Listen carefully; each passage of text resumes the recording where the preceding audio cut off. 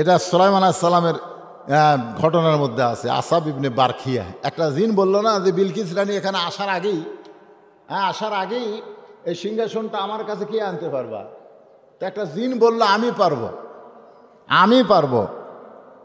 তো সুলাইমান নবী বললেন কত সময় লাগবে? বলে আপনি সিংহাসন থেকে উঠবেন আর বসবেন, কয়েক হাজার মাইল দূরের সিংহাসন সুলাইমান নবীর কাছে আনবে, খালি উঠবেন আর বসবেন। তখন মানুষেরা বলল হায় রে, আল্লাহ জিনকে কত শক্তি দিছে। তখন আসাব ইবনে বারকি একজন মানুষ বলল ওটা বসাতে অনেক টাইম, খালি নবী চোখ খুলবে আর বন্ধ করবে আর খুলবে, এর পূর্বে সিংহাসন চলে আসবে। চোখ বন্ধ করতে বিলকিস রানী সিংহাসন কিভাবে আল্লাহ বলেছে যালিকা ফাদলুল্লাহি ইউতিহি মান ইয়াশা আল্লাহু যুল ফাদলিল আযীম। কতগুলো বিশেষ ব্যক্তিকে আল্লাহ বিশেষ ক্ষমতা দান করে। সুবহানাল্লাহ বলেন। ওমর ফারুক চক্ষু বন্ধ করলেন, আল্লাহ নবী বললেন নজর করো। ওমর ফারুক দুর্বল সাহাবীর দিকে নজর করলেন। ইয়ানজুরু বিনুরিল্লাহ, চোখ বন্ধ করে নজর করতে গেলে সূর্যের আলো লাগে না, চন্দ্রের আলো লাগে না, বাতির আলো লাগে না। আল্লাহ নূরের সাহায্যে সে শুধু দুনিয়া না, আল্লাহর আরশ পর্যন্ত দেখার ক্ষমতা রাখে। যালিকা ফাদলুল্লাহি ইউতিহি মান ইয়াশা আল্লাহু যুল ফাদলিল আযীম। আল্লাহ কাউকে এরকম বিশেষ ক্ষমতা দেয়। যেরকম আল্লাহ কোরআনে বলেন ওয়াসাইনাল ইনসানা বিওয়ালিদাইহি ইহসানান হামালাতুহু উম্মুহু। এখানে উম্মুহু শব্দের অর্থ হলো তোমাদের মা। একবার মুসা আলাইহিস সালাম আল্লাহর কাছে বললেন, আল্লাহর সঙ্গে কথা বলার অভ্যাস আছে তো মুসা আলাইহিস সালামের, সরাসরি ডাইরেক্ট, জোরে কারণ সুবহানাল্লাহ। তো বললেন আল্লাহ আমার সঙ্গে জান্নাতে কে থাকবে? আমি একজন জলিল কদর পয়গম্বর, আমার সঙ্গে জান্নাতে কে থাকবে? তো আল্লাহ বললেন অমুক বাজারের একজন কসাই, অমুক বাজারের একটা কি কসাই। তো মুসা আলাইহিস সালাম একটু আপত্তি করলো যে একটা কসাই, যে কোরআনে যেখানে দেখবেন সেখানে আছে মুসা ও হারুন, আছে না নাই? মুসা ও হারুন। তো যে হারুন দুনিয়াতে সবসময় আমার সঙ্গে থাকে, আমারই ভাই, ওরে একটু আমার সঙ্গে রাখলে কেমন হয়? আল্লাহ বললেন মুসা তুমি জানবার চাইছো, এই জন্যই তোমাকে জানালাম। মুসা আলাইহিস সালাম চিন্তা করলেন যে একটা কসাই বলতে আপনারা কি বোঝেন? হ্যাঁ, যারা গরু টরু জব করে গোস্ত বিক্রি করে। আমাদের এলাকার এক কসাইয়ের মেয়ে দাওরা পাস, এই চকলোকমান মহিলা মাদ্রাসা থেকে দাওরা পাস করছে। কসাইটা আমার কইছে হুজুর আপনি তো বহু জায়গায় ওয়াজ নসিহত করেন, একটা ভালো ছেলে পেলে মেয়েটাকে বিয়ে দিব। মেয়েটা কিন্তু দাওরা পাস, বাপ হলো কসাই। সব কিছু আমি বললাম, বিয়েতে রাজি। যেই বলছি মেয়ের বাপ কসাই, কয় না দরকার নাই, কেন যে দাও গোস্তত মারে ওই দাও যদি আমার ঘাড়ত মারে একটা ভয়। কসাইকে মানুষ কি কয়, তুই একটা কসাই নাকি রে, মানে তোর দয়াই নেই। এই আল্লাহর পয়গাম্বর মুসা নবী দেখতে গেলেন, কসাই গোস্ত কাটতেছে, গোস্ত বিক্রি করতেছে। এক সময় গোস্ত বিক্রি শেষ হওয়ার পরে টোপলার মধ্যে কিন্তু গোস্ত নিয়ে কসাই যখন বাড়ির দিকে যায়, মুসা নবী সালাম দিয়ে বললেন যে আমি আপনার মেহমান হবার চাই। কসাই বলতেছে গোস্তর টুকরা টোপলা দিকে লাভ নাই, তুমি গোস্তর টোপলা দিকে মনে করছো যে গোস্ত দিয়ে তোমার মেহমানদারি করব? মুসা বলে আল্লাহ এমন মানুষ, এ বেটা আমার সঙ্গে জান্নাতে থাকবে? আল্লাহ বলে তদন্ত করে দেখো। মুসা নবী কসাইয়ের বাড়ি পর্যন্ত গেলেন। একটা ঘরের মধ্যে মুসা নবীরে কসাই থাকতে দিলেন। মুসা নবী জানলাতে দেখলেন কসাই ঘরের মধ্যে ঢুকে একটা ঝুড়ি বের করলেন। ওই ঝুড়ির মধ্যে বসে আছে কসাইয়ের বুড়ি মা, পেশাব পায়খানা করেছে। কসাই নিজের হাতে পেশাব পায়খানা পরিষ্কার করে মাকে গোসল করায়া আবার সুন্দর করে শোয়া রাখলেন। এরপরে গোস্তটা সিদ্ধ করলেন। সিদ্ধ করার পরে কবিতর যেমন তার বাচ্চাকে খাওয়ায় মা, দাঁত নাই, খাইতে পারে না, কষাই কোস্তগুলো চাবায়া চাবায় মায়ের মুখের মধ্যে ঢুকাই দিলেন। মার যখন পেট ভরে গেল, মা দুই হাত তুলে আল্লাহর কাছে বলতেছে, আল্লাহ, যেই সন্তান আমার জন্য এমন করে, যে সন্তান মাকে এত ভালোবাসে, আমি মা হয়ে দোয়া করি আমার কসাইটার এই জামানার পয়গাম্বর মুসা নবীর সঙ্গে জান্নাত দিও। কসাই বলতেছে, মা, এই দোয়া কোনোদিন আল্লাহ কবুল করবে? একটা নবীর সঙ্গে তোমার সন্তান কসাইকে আল্লাহ জান্নাত দিবে? মা বলতেছে, আমি দোয়া করার কথা করলাম, কবুল করার মালিককে? আল্লাহ যদি না করে না করুক, কিন্তু আমার দোয়া করার কথা আমি দোয়া করলাম।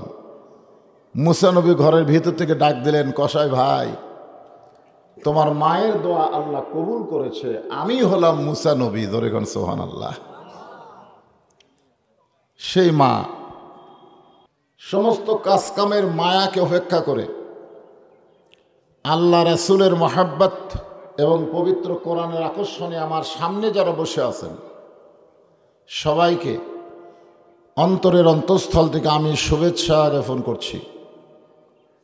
পর্দার অন্তরালে আমার সম্মানিত মা বোনেরা, পর্দানিশী হয়ে যারা আলোচনা শুনতেছেন তাদেরকেও অন্তরের অন্তঃস্থল থেকে শুভেচ্ছা জ্ঞাপন করে, বহু বছর পরে আমি হাপুনিয়া মাদ্রাসা একবার আইছিলাম, একবার না দুইবার, যাই হই এখানে আইছিলাম। বহু বছর পরে এই মাঠে জিজ্ঞাসা করতেছি, আপনারা সকলে কেমন আছেন? জি জি, আমি আলহামদুলিল্লাহ ভালো আছি। আমি গত রাতের মাহফিলে যাইনি, আমার মাহফিল ছিল আপনার ধনুটে। আমার মা এত অসুস্থ, গতকাল টিএমএস হাসপাতালে নিয়ে গেছিলাম, ডাক্তার ফেরত দিল যে এটার হবে না, আপনার বাড়িতে নিয়ে যা দোয়া দরুদ পড়েন যে কোনো মুহূর্তেই। তা আমি এখানে আসার পরে আমার বড় মেয়ে আমাকে মোবাইল করে বলল, আব্বু আপনি ওয়াজে কেন গেলেন, দাদি তো মারা যাচ্ছে। তা আমার মা একটা শর্ত দিয়েছিল আমাকে যে মৃত্যুর সময় আমার কপাল ধরে থাকতে হবে, যখন আমার মা মরবে তখন মার কপাল ধরে থাকতে হবে এবং দোয়া দরুদ যা পড়ে মার মুখের মধ্যে ফুঁক দেওয়া লাগবে, এটাকে শর্ত দিয়েছিল। এই জন্যই আমি চাচ্ছিলাম যে মা যতদিন না মরবে আমি ততদিন ওয়াজ করব না, এরকম একটা নিয়ত ছিল। কিন্তু আমার জামাই আমাকে যাওয়ার পর থেকে অত্যন্ত পীড়াপিড়ি করলো যে আমি আসি তো, আপনি যাই একটু খালি জনগণের সঙ্গে একটু দোয়া দরুদ আপনার মায়ের জন্যে এবং আপনার জন্য নিয়ে আসেন। আসলে মা যাদের আছে তারা খুব একটা অনুমান করতে পারতেছে না, কিন্তু যাদের চলে গেছে তারা বোঝে মায়ের মতন আপন কেহ নাই রে দুনিয়ায়, ঠিক কিনা বলেন? এক ফোঁটা দুধের দাম কাটিলে গায়েরই চাম, মার জুতা বানাইল ঋণের শোধ হবে না, এমন দরদি ভবে কেউ হবে না আমার মা, মা গো। আজকে আমার সেই মাটা মৃত্যুর শয্যায়। এখন আমরা দোয়া করে তারা হায়াত আর চাচ্ছি না, হায়াত আর হবেও না। আমরা দোয়া করব আল্লাহ যেন ঈমানের সাথে তাকে দুনিয়া থেকে কবুল করে। সকলে বলে আল্লাহুম্মা আমিন। যে আল্লাহ দয়া করে রহম করে দিনের সমস্ত কর্মব্যস্ততাকে উপেক্ষা করে আজকের এই জান্নাতের বাগানে কবুল করলেন, আমরা সে আল্লাহর উপরে খুশি না বেজার? তাহলে জবান খুলে সকলে বলি রব্বানা লাকাল হামদ হামদান কাসীরান তাইয়িবান মুবারাকান ফীহি। আমি একটা আয়াতে কারিমা তেলাওয়াত করছি, এর উপরই কিছু আলোচনা করতে হবে। কারণ গোটা বিশ্বের ভিতরে বর্তমানে সবচাইতে বড় বিপদে আছে দেশটার নাম হলো ফিলিস্তিন। দেশটার নাম কি? গাজা উপত্যকা। খুব বিপদে আছে। ফিলিস্তিনের একজন মা বলেছে, একজন মেয়ে মানুষ বলেছে, ইহুদিরা বর্তমানে গোটা পৃথিবীতে সর্বসাকুল্যে 90 লাখ জোরে বলেন কয় লাখ? 90 লাখ। এটা হিসাব করেই কইছে 90 লাখ। আর মুসলমানের সংখ্যা হলো গোটা পৃথিবীতে 230 কোটি। ইহুদিরা সর্বসাকল্যে কয় লাখ? এখন পর্যন্ত 1 কোটি হয়নি। আর মুসলমান হলো 230 কোটি। আল্লাহ কোরআনে বলেন, সুবহানাল্লাযী আসরা বিআবদিহি লাইলাম মিনাল মাসজিদিল হারাম ইলাল মাসজিদিল আকসা। কোরআন শরীফের একই জায়গায় 2টা মসজিদের নাম লেখা আছে। ধরে কোন কয়টা? 2টা। একটা হলো মসজিদ হারাম মানে কাবা, আর একটা হলো বাইতুল মুকাদ্দাস যাকে বলা হয় আকসা। আমরা সকলেই জানি আল্লাহর কাবা ঘর আব্রাহা বাদশা ধ্বংস করবার আইছিল। সূরা ফিল পড়লে আপনারা দেখতে পাবেন, আলাম তারা কাইফা ফাআলা রাব্বুকা বিআসহাবিল ফিল আলাম ইয়াজআল কাইদাহুম ফি তাদলিল ওয়া আরসালা আলাইহিম তায়রান আবাবিল তরমিহিম বিহিজারাতিম মিন সিজ্জিলিন ফাজআলাহুম কাআসফিম মাকুল। একেবারে হস্তি বাহিনীকে চাবায়া চাবায়া, গরু চাবায়া চাবায়া অনেক সময় খায়, অনেক সময় ফেলে দেয়। একটা জাবর কাটা, ধরে কারণ কি কাটা, এইভাবে ফেলে দিল। মানে আব্রাহা বাহিনী এমন ধ্বংস হলো, কাবা ঘর ধ্বংস করতে এসে নিজেরাই ধ্বংস হলো। কিন্তু আজকে ইহুদিরা বাইতুল মুকাদ্দাসকে ধ্বংস করতে চায় অথবা দখলে নিয়ে নাফাক করতে চায়। কারণ কোনো মসজিদ ইহুদির না। কোনো মসজিদ কি ইহুদির? ইহুদির হচ্ছে প্যাগোডা, হিন্দুদের হচ্ছে মন্দির, খ্রিস্টানদের হচ্ছে গির্জা। আর এখানে বলেছেন মসজিদ। মসজিদ কার? মুসলমানের। জোরে কোন কার? আর আমাদের ইবাদত ঘরের নাম কি? মসজিদ। তাহলে আমাদের ইবাদত ঘর মসজিদ বাইতুল মুকাদ্দাস ইহুদিরা দখল করে মুসলমানদেরকে হত্যা করতেছে। ওদের সংখ্যা মাত্র 90 লাখ। জোরে কোন কয় লাখ? আর আমাদের সংখ্যা হলো 230 কোটি। আমরা মুসলমান যদি পেশাব করে দেই, ইহুদিরা ভেসে যাবে। জোরে কোন কথা ঠিক কিনা? কিন্তু আজকে সেই মুসলমানেরাই মার খাচ্ছে। কারণ কি? কারণ আছে না নাই? কারণ কিন্তু আছে। আপনার মনে করতেছেন যে আজকে ফিলিস্তিনদের হত্যা করতেছে, করুক, অসুবিধা কি? সৌদি আরব চিন্তা করতেছে আমাকে তো আর কিছু হচ্ছে না। আমি তো কয়েকবার মক্কা মদিনাত গেছি, যাওয়ার পরে দেখছি আসলে ওখানে মোটামুটি আমেরিকানদের একটা প্রভাব শুরু হয়ে গেছে। সৌদি আরবে আমেরিকার প্রভাব। প্রায় মুসলিম কান্ট্রিগুলো, রাশিয়া না হয় আমেরিকা, মাতব্বরি করতেছে। আমাদের বাংলাদেশে যেরকম বলে, বিএনপিরা চিন্তা করতেছে আমেরিকা যদি আমাদের পক্ষে থাকে তাহলে সামনে নির্বাচন হওয়া খুব কঠিন। আর আওয়ামী লীগ বলতেছে ভারত যদি আমাদের সাথে থাকে আমাকে ঠেকাইকে। কিন্তু একটা মুসলমানও বলতেছে না আল্লাহর কথা। জোরে কোন কথা ঠিক কিনা? আসলে মুসলমানের সাথে ভারত, আমেরিকা না আল্লাহ কথা কয় না। আল্লাহ কোরআনে বলেন, অহুয়া মাকুম আইনামা কুনতুম, তোমরা যদি আমার বান্দা হও অন্য কোনো দিকে তোমাদের তাকায়া থাকা লাগবে না। বান্দা আছে যেখানে, আমি আল্লাহ আছি সেখানে। সুবহানাল্লাহ। তো আমাদের সঙ্গে কে আছে? ভারত না আমেরিকা? খালি মুখে মুখে। আসলে এই মুখে মুখে বলার কারণেই তো বিপদ। অন্তর থেকে বলেন, অন্তর থেকে বলেন। কারণ চোর যতই শক্তিশালী হোক, বাড়িওয়ালা যদি পঙ্গু হয়, বাড়িওয়ালা তো পঙ্গু, পাও নাই হাতও নাই, চোর আমার মতন শক্তিশালী, যা কেবল দরজাত হাত দিছে চুরি করার নিয়তে, বাড়িওয়ালা কয় কে রে, আপনার বলেন তো, চোর যতই শক্তিশালী হোক উই কি আর ওখানে থাকবে? কারণ চোর যেটা করতেছে সেটা হলো অন্যায়, আর বাড়িওয়ালা যে হুমকি মারছে এটা হলো ন্যায়। আজকে মুসলমানের কাছে ন্যায় আছে না নাই? আল্লাহর কোরআনের হুমকি আমরা শয়তানদেরকে মারতে পারতেছি না, যার কারণেই তো মনে করতেছে চুরি করবার আইছে যে শরীর ভাই আমি পঙ্গুরে, আমার কিছুই নাই, ওর হাতে ছুরি টুরি দেখা যায়, আসুক চুরি করুক।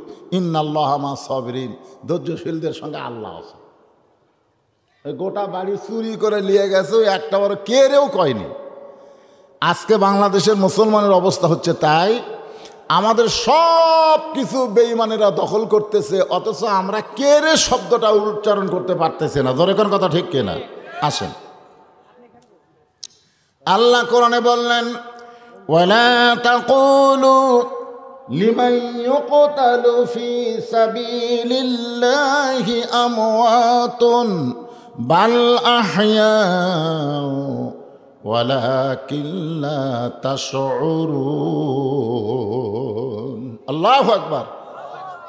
কোন দিকে তাকা আছেন? হ্যাঁ, আল্লাহ কোরআনে বলেন, ইন্নামাল মুমিনুনা আল্লাযীনা ইযা যুকিরাল্লাহু ওয়াজিলাত কুলুবুহুম ওয়া ইযা তুলিয়াত আলাইহিম আয়াতুহু যাদাতুহুম ঈমানাও ওয়া আলা রাব্বিহিম ইয়াতাওয়াক্কালুন। কোরআনের তেলাওয়াত শুনলে, কোরআনের তেলাওয়াত, ওয়াইজা তুলিয়াত আলাইহিম আয়াতুহু, আয়াতুহু মানে কার আয়াত?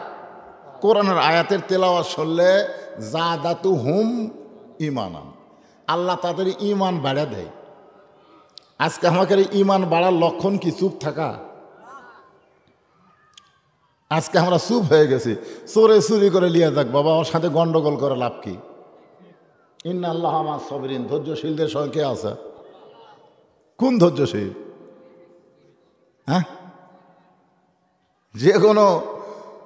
যে কোনো বাতিল এসে হকের উপর আঘাত করবে আর হক বলবে ইন্নাল্লাহ মা সাবিরিন, ধৈর্যশীলদের সঙ্গে আল্লাহ। এই ধৈর্য ধরতে ধরতে ধরতে ধরতে বাংলাদেশে জালেমের জুলুম দিন দিন বাড়তিছে। জোরে কোন কথা ঠিক কেনা? খালি খালি খালি ধৈর্য। অথচ আল্লাহ বলেছেন, আমার রাস্তায় যারা জীবন দিবে, এই জীবন দেওয়া সম্পর্কে বুখারী শরীফে একটা হাদিস আছে, আনাস ইবনে মালিক রাদিয়াল্লাহু তাআলা আনহু থেকে বর্ণিত, মা আহাদান ইয়াদখুলুল জান্নাতা ইউহিব্বু ইয়ারজি ইলাদ দুনিয়া ওয়ালাহু মা'আল আরদি মিন শাইইন ইল্লা শাহীদুন ইয়াতামান্না ইয়ারজি ইলাদ দুনিয়া ফায়াক্তাল আশারা মাররাতান লিমা ইয়ারা মিনাল কারামাতি। রাওয়াহুল বুখারী কিতাবুল মাগাজি। বুখারী শরীফের কিতাবুল মাগাজি অধ্যায়ে হাদিস খান আল্লাহ রাসূল বলেন, জান্নাত পাওয়ার পরে একদল লোক দুনিয়াতে আসার জন্য ছটফট করবে। জান্নাত পাওয়ার পরে তারা দুনিয়াতে আসার জন্য ছটফট করবে। আল্লাহ বলবে, কেরে বান্দা, তোরে জান্নাতুল ফেরদাউস দিলাম, সবচাইতে উত্তম জান্নাত তোরে দিলাম, এরপরেও দুনিয়াতে কেন যাবার চাস?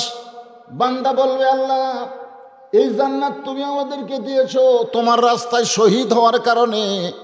আজকে জান্নাতে আসার পরে দেখলাম শহীদ হওয়ার মধ্যে যে মজা আছে, যে শান্তি আছে, জান্নাতের মধ্যে সেই শান্তি নাই। আবার আমরা দুনিয়াতে ফিরে যাব, কম করে হলো বাতিলের বিরুদ্ধে 10 বার আমরা যুদ্ধ করব, 10 বার শহীদ হব, তারপরে জান্নাতে আসব। এখান থেকে প্রমাণ হলো আল্লাহ রাস্তায় যারা শহীদ হয়, যেমন ফিলিস্তিনের মুসলমান হচ্ছে, শহীদের হওয়ার মধ্যে যেই শান্তি আছে, জান্নাতের মধ্যে সেই শান্তি নাই। এই বিশ্বাস যদি মুসলমান করে, তাহলে বাতিলের সঙ্গে আপোষ করবে না, বাতিলকে পৃথিবী থেকে হটানোর জন্য জীবন দিবে, আল্লাহর জান্নাত মালা দিয়া তাকে বরণ করে নিবে। না, বিশ্বাস করে না তো, তাহলে সুবহানাল্লাহ কয়ে কাম হবে? বুখারী শরীফে আর একটা হাদিস আছে, এই কিতাবুল মাগাজি, মান সাআলাল্লাহু তাআলা আশ-শাহাদাতা বিসিদকিন বাল্লাগাহুল্লাহু মানাজিলাশ শুহাদাই ওয়া মাতা আলা ফিরাশিহি। মানে শহীদ হলো না, কিন্তু শহীদ হওয়ার নিয়তে ইসলামে আন্দোলন করলো, ইসলামে আন্দোলন করেছে বাতিলের বিরুদ্ধে হক প্রতিষ্ঠা করার জন্যে, কোরআনের বিজয় চেয়ে সে ইসলামে আন্দোলন করেছে, কিন্তু সে শহীদ হওয়ার পারল না। পাই মাতা আলা ফেরাসিহি, সে যদি নিজের বিছনার মধ্যেও মরে যায়, বাল্লাগাহুল্লাহ মানাজিল আশ-শুহাদা, আল্লাহ তাআলা হাসরের ময়দানে শহীদদের কাতারে তাকে দাঁড় করাইয়া দিবে। তার মানে বোঝা গেল যারা ঈমানদার তাদের বাতিলের সঙ্গে আপোষ করার কোনো সুযোগ, কথা কয় না, যারা কথা কয় না মনে হয় আপোষ করে আছে। তো মানে জোহরের নামাজ না পড়ে ওয়াজ শুনতেছে, এরা কার সাথে আপোষ করছে? আপনারা কন তো, এখানে যে সমস্ত যুবকেরা জোহরের নামাজ বাদ দেশে ওয়াজ শুনতেছে, এরা আপোষ করছে কার সাথে? আল্লাহর সাথে। হায় হায় রে, যাক দিয়া নামাজ হয় না তার মুখ দিয়ে কোনোদিন হক কথা বার হবে? কারণ লা সালাত আলা ঈমান, যার নামাজ নাই তার ঈমানই নেই। ওই আবার কি করবে? আজকে যদি দুই দল ক্যান্ডিডেট দাঁড়ায় যে ভাই আমি উমুক মার্কা, যারা নামাজ পড়েন তারা আমাকে ভোট দেবেন, বেনামাজের ভোট আমি চাই না। আর একজন বলে আমি উমুক মার্কা, আমি নামাজের ভোট চাই না, খালি বেনামাজে ভোট দিলেই হবে। আপনার বলেন তো বাংলাদেশে কোনো নামাজি উঠবে? কি অবস্থা আমাদের! কোরআনের মাহফিলে আসি, কোরআনের আলোচনা শুনি, বর্তমান প্রধানমন্ত্রী 564টা মসজিদ বানা দিছে। আয় হায় রে, এক একটা মসজিদ কত বড় বড়। আমি কয়েকটা মসজিদ ঢুকে নামাজ পড়ছি, খুব লোভ হলো, কিন্তু বুড়া মানুষ ওটা খুব কঠিন, মানে উঁচিয়া খুব বেশি, বুঝলেন, সিঁড়ি দিয়ে। কিন্তু মুসল্লি নাই, মুসল্লি নাই। অনেক নেতারাই বলে আমাদের প্রধানমন্ত্রী, আমাদেরও প্রধানমন্ত্রী 564 মসজিদ বানা দিছে। এটা বাংলাদেশের পৃথিবীর কোনো সরকার করেনি। আমি বললাম অন্য দেশের সরকার মসজিদ যদি বানাতো আগে মুসল্লি গড়াতো, মুসল্লি না থাকলে মসজিদ বানায় কোনো লাভ আছে? আপনার এখন কোনো লাভ আছে? আমাদের সরকারের উপরে আল্লাহ আইন করেনি যে মসজিদ বানাও। আমাদের সরকারের উপরে আল্লাহর আইন হলো আল্লাযীনা ইম্মাক্কান্নাহুম ফিল আরদ, মুসলমানের মধ্যে কেউ যদি ক্ষমতার চেয়ারে বসে, ক্ষমতার মালিক আল্লাহ। আল্লাহর পক্ষের আইন হলো 1 নম্বর দায়িত্ব 564 মসজিদ বানান লাগবে না, আকামুস সালাত, নামাজ কায়েম করা লাগবে। জোরে কোন কথা ঠিক কিনা? আজকে নামাজ নাই, নামাজ না থাকার কারণে আমাদের দেশের অবস্থা এরকম হয়েছে। আজান দিচ্ছে মসজিদে, যুবকেরা বাইরে ঘুরতেছে। সরকার উচিত হলো পুলিশদের বলা যে যখন মসজিদে আজান হবে ওই সময় যে যুবক রাস্তায় ঘুরবে ওদেরকে একটা ঘরের মধ্যে নিয়ে যা, পাছার কাপড় খুলে 10টা করে বাড়ি। কয়টা করে বাড়ি? কাপড়েও মারা হবে না, কাপড় খুলে নিয়ে ওই পাছার উপর 10টা করে বাড়ি। সরকারের পুলিশ কি করতেছে? বেনামাজের পাছার বাড়ি না দিয়ে খালি আলেম করে ধরার চেষ্টা করতেছে। তোরে কোন কথা ঠিক না? যারা নামাজ কায়েমের আন্দোলন করে এদেরকে ধরে দেলত তোল, আর শালা বেনামাজেরা ঘরে, এরকে বিরুদ্ধে সরকারের কোনো কিছুই নাই। তো মসজিদ বানায় খামাখা কি হবে? মুসল্লির দরকার আছে না নাই? কেন মুসল্লির দরকার? কেন? আল্লাহ বলেছেন ইন্নাস সালাতা তানহা আনিল ফাহশাই ওয়াল মুনকার। বর্তমানে প্রত্যেকটা যুবক ছেলের হাতে যে মোবাইল গেছে, যেই মোবাইল আছে, আছে না নাই? সবার হাতে একটা করে মোবাইল আছে। এই দেখেন, এই মোবাইলের অশ্লীলতা থেকে বাঁচার জন্যে নামাজের দরকার। কারণ নামাজই পারে মানুষকে যাবতীয় খারাপি, অশ্লীলতা, ফাহিশা কাজ থেকে হেফাজত করতে। এ কথা কি আমার না আল্লাহর? তাহলে আমাদের যুবকগুলো মেসি নেইমারের সাপোর্টার না হয়ে যদি আজকে ফিলিস্তিনের মুসলমানের সাপোর্টার হতো। আমাদের যুবকরা তো জানে না যে মেসি ইসরায়েলকে কত টাকা দিছে, নেইমার ইসরায়েলকে কত টাকা দিছে। আমাদের যুবকেরা তো জানে না। আর আসসালাতু খায়রুন নাম শোনার সময় ঘুম পাড়ে, আর তার 3টা পর্যন্ত মেসির খেলা দেখে। জোরে কর কথা ঠিক কেনা? এই যুবকদেরকে জানার লাগবে তো যে মেসির খেলা দেখতেছো, এই মেসি ফিলিস্তিন মুসলমানকে হত্যা করার জন্য ইসরায়েলকে কত টাকা দেয়। আজ থেকে বাদ 3টা পর্যন্ত খেলা দেখে, কিভাবে গোল করলো, কিভাবে পাস করলো। আর আজান যখন মুয়াজ্জিন দিল তখন বেটা ঘুম পাড়ে। আল্লাহ বলেছেন আমার রাস্তায় যাদেরকে হত্যা করা হবে তোমরা তাদেরকে মৃত্যু বলো না, বরং তারা জীবিত। অলা কিল্লা তাশউরুন, তোমাদের সাধারণ মাথা এটা বুঝবার পারে না। হয়তো আপনারা বলবেন হুজুর এ আয়াত দিয়ে আপনি আমাদের কি বোঝাবার চাচ্ছেন? এ আয়াত দিয়ে যেটা বোঝাবার চাচ্ছি, তার 1 নম্বর যে কথাটা আসতেছে, আল্লাহ রাস্তায় সবাই কিন্তু জীবন দিবে না। বেঈমান কোনোদিন আল্লাহ রাস্তায় আসবে না। জোরে কোন কথা ঠিক কি না? তাহলে আল্লাহ রাস্তায় জীবন দিবার গেলে আগে আমাদের কিসের দরকার? ইমানের দরকার। জোরে কোন কিসের দরকার? ইমানটা যদি রক্ষা করতে চাই, তাহলে যে আমলটা করা লাগবে সে আমলটার নাম হলো নামাজ। আমলটার নাম কি? নামাজ। আমার বাবাজিরা, ভাইজানেরা, নামাজ, এই নামাজ সম্পর্কে বহু কথাই কোরআনে এবং হাদিসে আছে, এবং মরার পরে এই নামাজ সম্পর্কেই প্রথম প্রশ্ন করা হবে। জোরে কোন কথা ঠিক কিনা? প্রথম প্রশ্নই হবে নামাজ। আমি একটা নামাজ নিয়ে আপনাদের সামনে আলোচনা করব। এই নামাজের ফাঁকি আমার মা বোনদের কিছু কথা আসবে। মা বোনেরা তো বাড়িঘর ছেড়ে সব ওয়াজ শুনতে আইছে। মায়েরা, আপনাদের যত আমলই থাক, 4টা আমল হলো আপনাদের গুরুত্বপূর্ণ আমল। কয়টা? 4টা আমল মেয়েদের খুবই গুরুত্ব।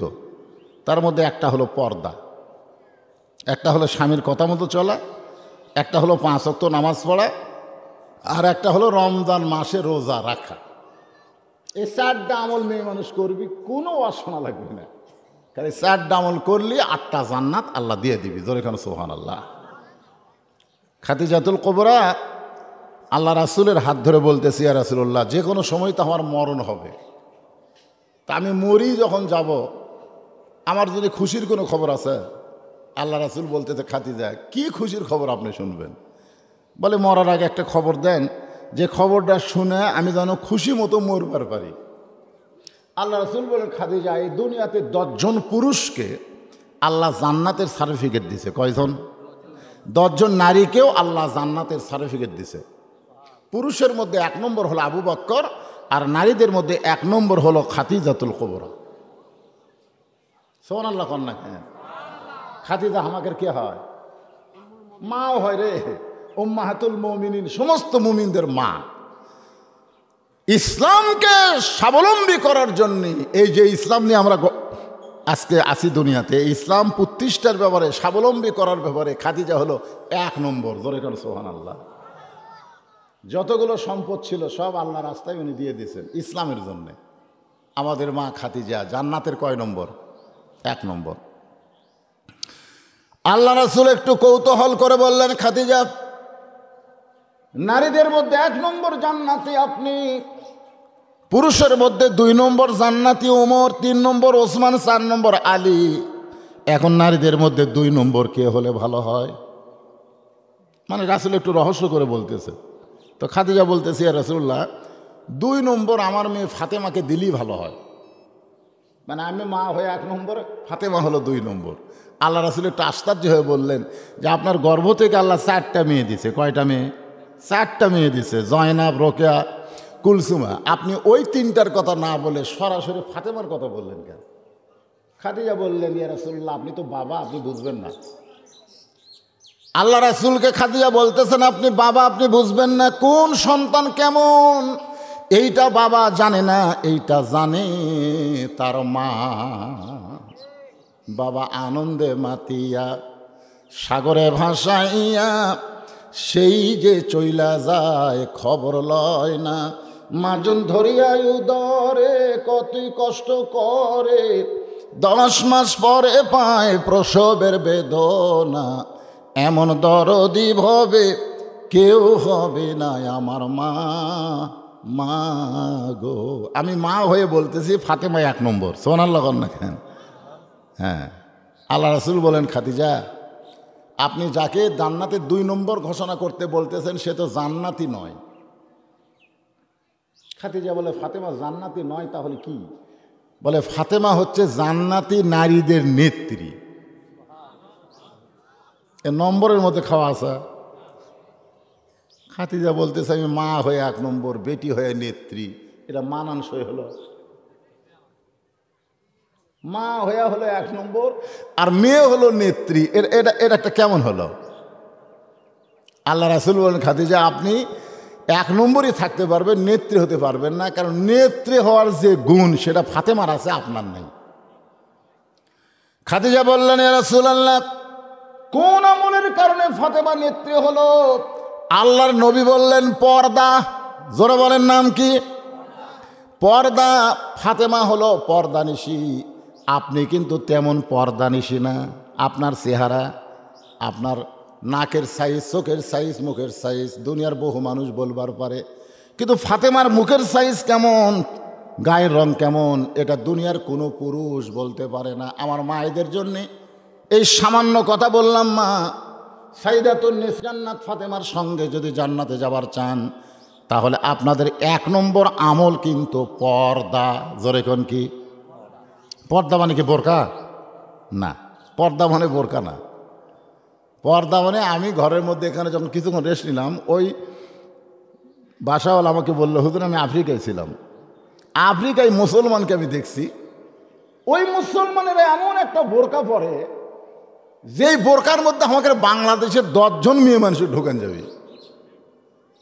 এমন একটা বোরকা, ঢিলা ঢালা, বেড়ায় থাকা মনে হবে এটা সরের গাছের পেতনি।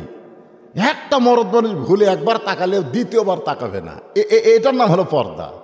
আর আমাদের গলে এমন বোরকা পড়তেছে স্কিন প্যানের মতন, বেড়া থাকা সব বোঝা যায়। কি স্কিন প্যান্ট বোঝেন না? ওই যে একটা ফুল প্যান্ট পড়ছে, আপনি ওর দিকে তাকায় দেখেন, আর সামনের জিনিস পিছনের জিনিস, সামনে টোপলা পিছনে কামরাঙ্গা দাগের মতন। তা আজকাল মায়েরা বোরকা পড়তেছে, আমি বলতেছি মা বোরকা কিন্তু পর্দা না, পর্দা জিনিসটা বোঝা লাগবে। আল্লাহ কোরআনে বললেন, অকরনা ফি বুয়ুতিকুন্না ওয়ালা তাবাররুজনা তাবাররুজাল জাহিলিয়াতিল উলা। এখন আসেন, আল্লাহ রাস্তায় জীবন দিবার গেলে 1 নম্বর আমাদের কি লাগবে? ইমান লাগবে রে, ইমান ইমান ইমান ইমান। আজকে আমাদের অনেকের কাছে, আমার কাছেও হতে পারে, আপনাদের কাছেও হতে পারে, অনেকের কাছে ইমানের চাইতে জীবনের গুরুত্ব বেশি। কিন্তু সত্যিকার অর্থে আপনারা বলেন তো, আপনি যতই চেষ্টা করেন, আপনি কি আপনার জীবন বাঁচাবার পারবেন? যেই জীবনের গুরুত্ব দিয়ে আপনি বাতিলের সঙ্গে আপোষ করে বসে আছেন, যেই জীবনের গুরুত্ব দিয়ে আপনি পুলিশ ধরার থেকে গোপনে পলায় আছেন, এ তো পুলিশ ধরার জন্য গোপনে পলায় থাকা কিসের গুরুত্ব? ইমানের না জীবনের? জীবনের। কিন্তু যে জায়গা পলে আছেন, যদি আল্লাহ হুকুম করে যারা আজরাইল যা ধরে লে আই, তখন আজরাইল যদি পুলিশের শুরুতে আসে, আপনি কবেন কে ভাই এইরকম লুকিয়ে আসছি, তাও তোরা কিভাবে টের পেলি? তখন বলে ভাই পুলিশের পোশাক পরছি রে, আমি আসলে পুলিশ না, আমি বললাম আজরাইল। হায় হায় হায় হায়, বলে হায় হায় কি রে? কই পুলিশ ধরার চিন্তা করতে করতে আজরাইল ধরার চিন্তাই আমার নাই রে। আসলে পুলিশ ধরার চিন্তা এত মাথার ঢুকেছে, আজরাইল যে ধরবি এই চিন্তার নেই। যদি আমাদের ঈমান থাকতো, আমরা চোর না, ডাকাত না, বাটপার না, পুলিশের বাবারও ক্ষমতা নেই আমাদেরকে গ্রেফতার করতে। জোরে কার কথা ঠিক কিনা? কিন্তু যার মতো তাই পলায়, যার মতো তাই পলায়। ভালো মানুষগুলো একত্র হয়ে বসে থাকেন তো পুলিশ আসে নাকি? ইমানের বলে বলিয়ান হওয়া লাগবে, তাই বলায় বারবার চোখায়। আরে বাবারে, এই যে আল্লাহ রাস্তায় জীবন দিবার গেলে যাদেরকে আল্লাহ বলছে তোমরা মৃত্যু না, সাধারণ মানুষ এটা বোঝে না, তার থাকা লাগবে 1 নম্বর ইমান। ধরে কেন 1 নম্বর কি? কথা কয় না কেন? এই ইমানটা অর্জন হয় নামাজের মাধ্যমে। জোরে কেন কিসের মাধ্যমে? বাইনাল আবদি ওয়াল কুফরি তরকুস সালাত। বান্দার কাফের মধ্যে পৃথক করার জিনিসটার নামই হলো নামাজ। যে নামাজ পড়ে সে হলো আল্লাহর বান্দা। আল্লাহ কোরআনে বলেছেন, ফাদখুলি ফি ইবাদি ওয়াদখুলি জান্নাতি। যে জান্নাতে যাবার চায় তাকে কি হওয়া লাগবে? বান্দা হওয়া লাগবে। জোরে এখন কি হওয়া লাগবে? আর বান্দা করার ইবাদতের নাম কি? নামাজ। বাইনাল আবদি অল কুফুরি, বান্দা আর কাফের এর মধ্যে পৃথক করার জিনিস কি? নামাজ। তো এখন ইমান অর্জন করতে গেলে 1 নম্বর নামাজ। আর নামাজ পড়লে কেমন ইমান হয়? কোনো ব্যক্তি যদি নামাজ ধরে তার ইমানটা কেমন হয় এটা বোঝানোর জন্য বলতেছি। আসরের নামাজ। জোরে কোন কিসের নামাজ? হজরত বেলাল আকামত দিয়েছে, আল্লাহ নবী মেহরাবের মধ্যে ঢুকেছেন। নবী ততক্ষণ পর্যন্ত কেবলামুখী হয় না যতক্ষণ পর্যন্ত মুসল্লিরা কাতার সোজা না করে। আমাকে ইমাম তো মসজিদ ঢুকে আকামত শুরু হওয়ার সময় কিন্তু কেবলামুখী হয়ে খাড়া হয়ে থাকে, ধরে কোন ঠিক কিনা? কিন্তু আল্লাহ রাসূল ততক্ষণ পর্যন্ত কেবলামুখী হয় না যতক্ষণ পর্যন্ত মুসল্লিরা কাতার সোজা না করে, কাতারের মধ্যে ফাঁক ফুঁক বন্ধ না করে, ততক্ষণ পর্যন্ত নবী কেবলামুখী হয় না। নবী তো খালি নবী না, নবী হলেন ইমাম। সুবহানাল্লাহ। কোন ইমাম মানে কি? খালি মসজিদের ইমাম না, সমাজেরও ইমাম? এ কথা হয় না কেন? সব জায়গার ইমাম। দেখা যাচ্ছে আওয়ামী লীগ, বিএনপি, জাতীয় পার্টি এরা তিনজন এসে গন্ডগোল লাগাছে। আওয়ামী লীগ কয় আমরা থাকবো সামনে কাতারে, বিএনপি কয় আমরা ভোট না হয় দাঁড়ায়নি কিন্তু বড় দল রে আমরা দ্বিতীয় কাতারে, জাতীয় পার্টি কয় কোনো মতে আমরা বিরোধী দলতে আছি, মানে কোনো মতে আমরা থাকবো 3 নম্বরে। আর জামাত ইসলাম কয় ভাই আমাকে তোরা যেটি থুবু সেটি আছি, কেন আমরা যুদ্ধ অপরাধী, ওরা আছে 4 নম্বরে। এইরকম করে মসজিদ আপনারা দেখছেন? কথা কন দেখছেন? কোন দিন দেখেন না? কি জন্যে?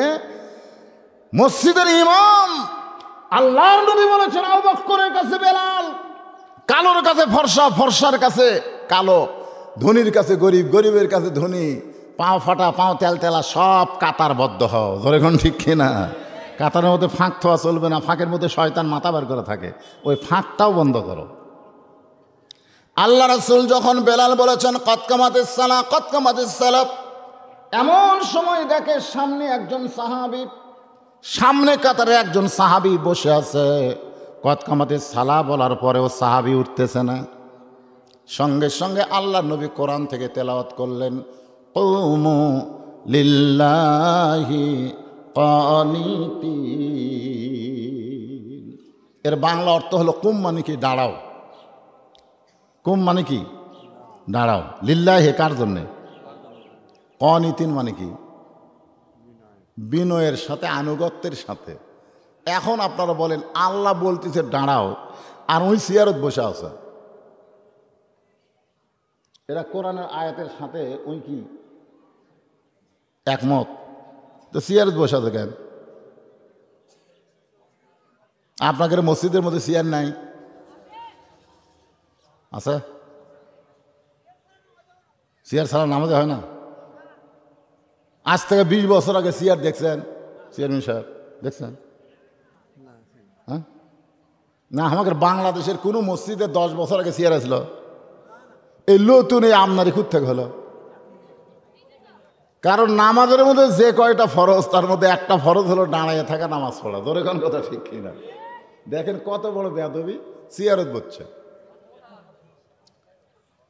জামাতে নামাজ পড়া কার জন্য? মসজিদে এসে জামাতে নামাজ পড়বে কারা?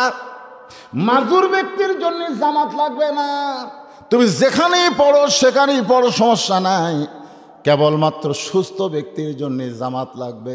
আল্লাহ বললেন ইয়া আইয়ুহান নাবিয়্যু হারজিল মুমিনিনা আলাল কিতাল।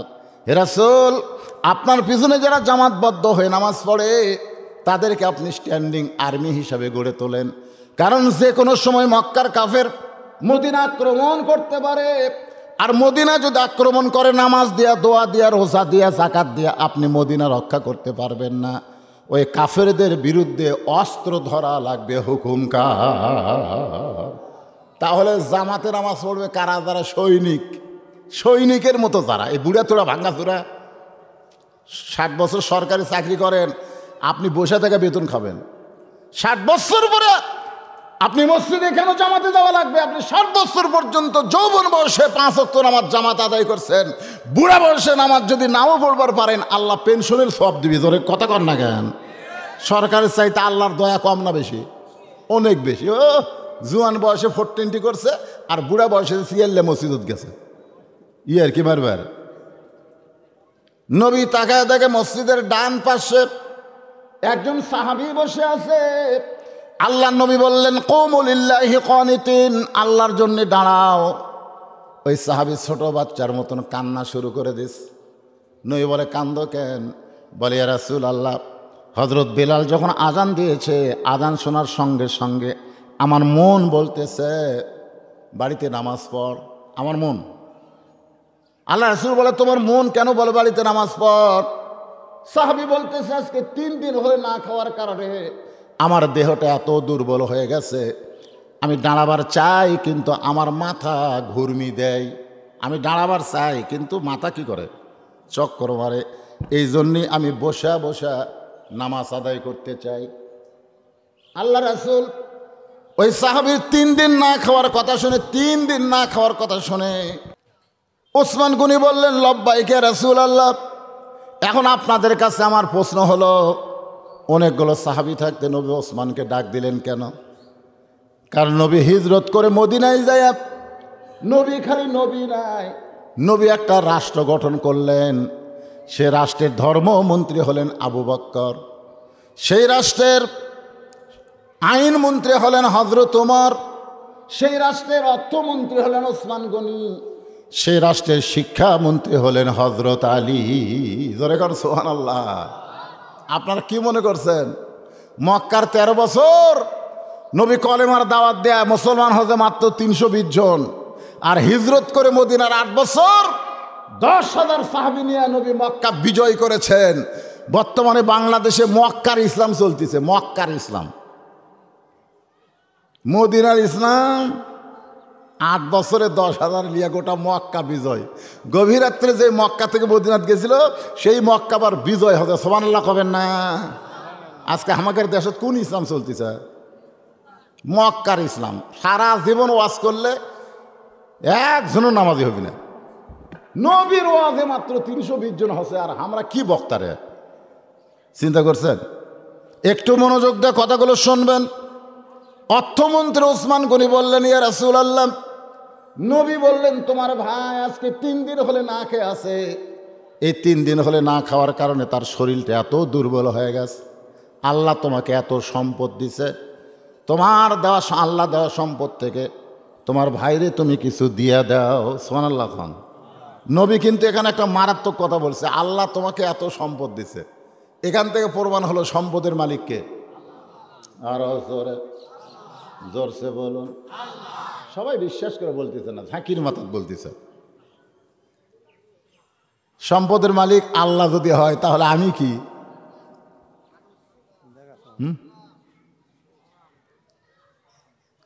এগুলো কি ধারাবাতের মতন সুন্দর সুন্দর করে দেখাচ্ছে। হুজুর দেখতেছেন না ওই সাইডে, ওটা সব আমার হুজুর। লোকদের নাম কি? আসাদু আল্লাহ ইলাহা ইল্লাল্লাহ, শাহাদত না? আঙ্গুলের নাম কি? শাহাদত আঙ্গুল, সাক্ষী দিচ্ছে। ওই যে দেখতেছেন হুজুর ওটা আমার, ওই সাইডে যে দেখতেছেন ওটা আমার, ওর পিছনে ওই সাইড যা দেখতেছেন আমার বাপ চাচার। এলাকার মধ্যে পাও দিবি এমন জায়গা কারো নেই। তো সবই যদি তোমাকে হয় আল্লাহর, আল্লাহটা দেখবার গেলে 2 মিনিট হাঁটা লাগবে। 2 মিনিট হাঁটা হাঁটা মসজিদের সামনে গিয়ে বলতে তো হুজুর এখানেও আল্লাহর কিছু ছিল না, আমার চাচা 10 শতক আল্লাহ দান করছে, আর আমরা টাকা পয়সা দিয়ে আল্লাহকে একটা ঘর বানিয়ে দিছি। ফেরেশতা কয়, আল্লাহ এই দেশের নাম কি? যেই দেশে তোমার কিছু নাই, আর চাচা দান করলে তুমি পাও, আর ওরা টাকা দিয়ে ঘর বানিয়ে দেয়, এই দেশের নাম কি? আল্লাহ কয়, এটাই তো বাংলাদেশ। এই দেশে আমি আল্লাহর চাইতে গরিব কেউ নাই, ওই দেশে আমি আল্লাহর কোরআনের চাইতে গরিব কোনো শিক্ষা নাই। যখন কথা ঠিক না রে, খালি কলে হবে না। আল্লাহ বলতেছে, ওসমান, আল্লাহ তোমাকে এত সম্পদ দান করেছে, সেখান থেকে তোমার গরিব ভাইরে কিছু দেওয়া যায়। ওসমান গনি চোখের পানি বের করে বলে, ইয়া রাসূলুল্লাহ, আমার ভাই যে 3 দিন হলে না খেয়ে আছে, এটা যদি আমি আগে জানতাম তাহলে আমি নিজে না খাইয়া আমার ভাইয়ের বাড়িতে খাবার পৌঁছাইয়া দিতাম।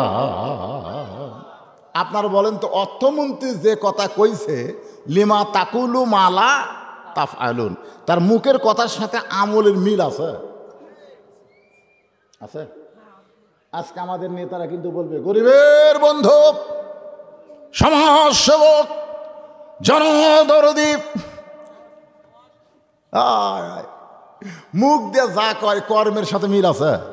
ওসমান গনি বলতেছে, আমার ভাই 3 দিন হলে না খেয়ে আছে, এটা যদি আমি আগে জানতাম আমি নিজে না খাইয়া আমার ভাইয়ের বাড়িতে খাবার পৌঁছায় দিত। কথা কি ঠিক? আচ্ছা, তার একটা জীবনী থেকে একটা ঘটনা আপনাদের শোনাই, তাহলে বুঝবেন কথাটা কেমন ঠিক। নবীর দরবারে গিয়ে এক সাহাবী কাঁদতেছে। আল্লাহ নবী বলে, কান্দো কেন? বলে, ইয়া রাসূলুল্লাহ, আজকে 3 দিন হলে আমার বাড়িতে কোনো খাবার নাই, যদি পারেন তাহলে আল্লাহর হস্তে আমার একটু খাবার দিবেন। আল্লাহ রাসূল সঙ্গে সঙ্গে এভাবে পাঞ্জাবি উঠাইলেন। সাহাবায়ে তাকায় দেখে ক্ষুধার জ্বালায় নবী পাথর বান্ধে বসে আছে। সাহাবী বললেন, ইয়া রাসূলুল্লাহ, আমার চাইতে আপনি বেশি ক্ষুধার্ত, অথচ আপনার কাছে আমি খাবার চাইছি। আল্লাহ রাসূল বললেন, আম্মা সাইলা ফালা তানহার, সাইলকারীকে খালি খালি ফিরান যায় না। বলে, হুজুর আপনি কি দিবেন? বলে, আমি দিবার না পারলে কি হবে, ওসমানের কাছে যাও। কার কাছে যাও? অর্থমন্ত্রী ওসমানের দরবারে গিয়ে দেখে সন্ধ্যার সময় ঘরে বাতি জ্বলতেছে, বাতির আলো একটু বেশি। ওসমান গনি সলতা টাইনা টাইনা আলো কমাইতেছে। গরিব মনে মনে কয়, এর চাইতে বেশি আলো আমার ঘরত জ্বলে। এমন কৃপণের কৃপণ, আমারে কি দিবে? নবীর দরবারে গিয়া বলে, রাসূলুল্লাহ আপনি দিবার পারেন না ঠিক আছে, কিন্তু এমন কৃপণের কাছে আমারে কেন পাঠাইলেন? আল্লাহ রাসূল কইছে তোমার অভাবের কথা কি তাকে বলছো? বলে, বলার পরিবেশ পাইনি, আবার যাও। পরদিন সকালবেলায় গরিব সাহেব ওসমান গনির দরবারে গিয়ে দেখে ওসমান গনি যেই বালিশ মাথায় দিয়ে ঘুম পাড়ছে, ওই বালিশ ফাইটা তুলিয়া ঘরের মধ্যে পড়ে গেছে। পুরানো ওয়ার তো, তুলিয়া ফাটিয়া পড়ে গেছে। ওসমান গনি তুলাগুলো খুঁটায় খুঁটায় বালিশের খোলের মধ্যে ঢুকায়। গরিব মনে মনে কয়, এর চাইতে বেশি তুলে যদি আমার ঘরত পড়ে সামটা দিয়ে ঝাড় দেব, আমি খুঁটিয়া খুঁটা কোনোদিন খোলের মধ্যে তুলব না। এই তো এমন কৃপণী আমারে কি দান করবে? নবীর দরবারে গিয়ে বলে, রাসূলুল্লাহ আপনি দিবার পারবেন না ঠিক আছে, কিন্তু বারবার এমন কৃপণের কাছে আমারে কেন পাঠান? রাসূল বলে, তুমি কি তোমার অভাবের কথা কইছো? বলে, হুজুর পরিবেশ দেখে বলার টাইম পাইনি, আবার যাও। নবীর কথা মতো পরদিন সকালবেলা আবার গরিব সাহেব ওসমানের দরবারে গিয়ে দেখে ওসমান গনি খালি গায়ে বসে আছে, খালি গায়ে। গরিব সাহেব একটু দূর থেকে তাকায় দেখে তার কোলের মধ্যে একটা পাঞ্জাবি, সেই পাঞ্জাবি হালকা করে দেখে কয়েক জায়গায় ছিঁড়ে গেছে। ওসমান গনি ছিঁড়া জায়গাটা সেলাই করবে, কিন্তু শুয়ের মধ্যে সুতা ঢুকাবার পারতেছে না। চোখের পাওয়ার কমে গেছে, কারণ গোটা কোরআন শরীফ সর্বপ্রথম যিনি হাতে লিখেছেন তার নাম হলো ওসমান গনি। ধরে কোন সুবহানাল্লাহ। ভাইজান শুয়ের মধ্যে সুতা ঢুকাচ্ছেন, গরিব কয় কে এই কামটা করে দিই। এত কৃপণ, লক্ষ লক্ষ পাঞ্জাবি নতুন কিনবার পারবি, আর যাই ছেঁড়া পাঞ্জাবি সেলাই করবি। কৃপণের একটু সহযোগিতা করি, এই তো কিছু দিবি না, আর কিছু করি। ওসমান ভাই, আসসালামু আলাইকুম। ভাইজান কি খবর? বলে, শুয়ের মধ্যে সুতা লাগায়। শুয়ের মধ্যে যেই এইভাবে লাগাইছে, ওসমান খপ করে হাত ধরে বলতেছে, তুমি এত ধনী। আলহামদুলিল্লাহ, তুমি এত ধনী। গরিব কই আর কি মারা ধনী আমি? কই চোখের দিক দিয়ে তুমি আমার চাইতে ধনী, চোখের দিক দিয়ে তুমি আমার চাইতে কি ধনী? আজকে আপনারা ধনী নির্ণয় করেন কি দিয়া? বিল্ডিং দিয়া, বিল্ডিং দিয়ে টাকা দিয়া। দেখবেন বিল্ডিং আলার টাকা আলার শান্তি নাই একটা অটো ভ্যান আলার চাইতে। জোরে কোন কথা ঠিক কিনা? বিশ্বাস না করলে আপনি তদন্ত করে দেখেন। বিল্ডিং বাড়িতে খালি ঝগড়া হয়, বউ স্বামীর খালি ঝগড়া। স্বামী বইয়ের অত্যাচারে বাড়িতে থাকে না, হোটেলে যায়। বেটা একটা R15 পাইয়া কখন কার সাথে বেজা যায় তার ঠিক নাই, বেরিয়ে চলে একটা ভ্যান আলার সাথে প্রেম করে। এই কি শান্তিতে আছে ওরা, বুঝলেন? ঘুমের বড়ি খেয়ে ঘুম পাড়ে, তাও ঘুম ধরে না। একদিন আগে অটো মানে ব্যাটারি ডাউন হয়ে গেছে অটো ভ্যানের, এখন বিল্ডিংয়ের দরজার সামনেই ঘুম পাড়তেছে, যাওয়ার পারতেছে না, কি করবে? বাড়ি এলাকায় কে রে, কোন রাজা ঘুম পাড়ে রে? ওই ঘুমের বড়ি খেয়ে আর ঘুম ধরে না, কিন্তু অটো ভ্যান আলা ঘুম পাড়তেছে। একটু মনোযোগ দিয়ে শুনবেন, শান্তি দেওয়ার মালিক কে? এ দরকার কে? তুমি বড় ধনী, আমার শুয়ের মধ্যে সুতা ঢুকাইয়া দিলে। গরিব বলতেছে, ওসমান ভাই হাতটা ছেড়ে দেন। ওসমান বলতেছে, এত বড় উপকার করলাম, শুয়ের মধ্যে সুতা ঢুকায় পাঞ্জাবি সেলাই করার উপকার করে দিলে, এর বিনিময়ে তুমি কি চাও? এর বিনিময়ে তুমি কি চাও? গরিব বলতেছে, হাতটা ছেড়ে দেন, এটাই হচ্ছে বিনিময়। ওসমান বলে, ম্যানেজার। ম্যানেজার দৌড়েছে, বলে, হুজুর খবর কি? বলে, আমার শুয়ের মধ্যে সুতা ঢুকায় আমার সেনা পাঞ্জাবি সেলাই করার সুযোগ করে দিল, এর বিনিময়ে একে 100টা উট দিয়া দাও। গরিব বলে, হুজুর কি কন? সামান্য শুয়ের মধ্যে সুতা ঢুকাইলে 100 উট দিবেন? ওসমান বলে, ম্যানেজার 200 উট দিয়া দাও। গরিব বলে, হুজুর কি কন? সামান্য শুয়ের মধ্যে সুতা ঢুকাইয়া দিয়া আমারে 200টা উট দিবেন? ওসমান বলে, ম্যানেজার ওই ফার্মে কত উট আছে? বলে, 2000-এর বেশি হবে। বলে, সব আমার ভাইয়ের দিয়ে দাও। গরিব জোরহাত করে বলে, হুজুর আর বাড়াবেন না, সামান্য সুয়ের মধ্যে সুতা ঢুকাইলে আপনি 2000 উট দিবেন, তাহলে 3 বার কি দেখলাম? বলে 3 বার তুমি কি দেখছো?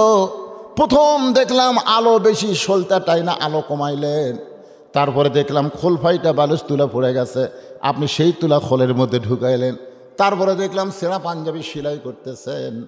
ওসমান কান্দের বলে, পাগল রে, তুমি যেই 3টা দেখছো এই 3টার নাম হলো দুনিয়া, আর যেইটা তোমারে দিলাম এইটার নাম হলো আখেরা।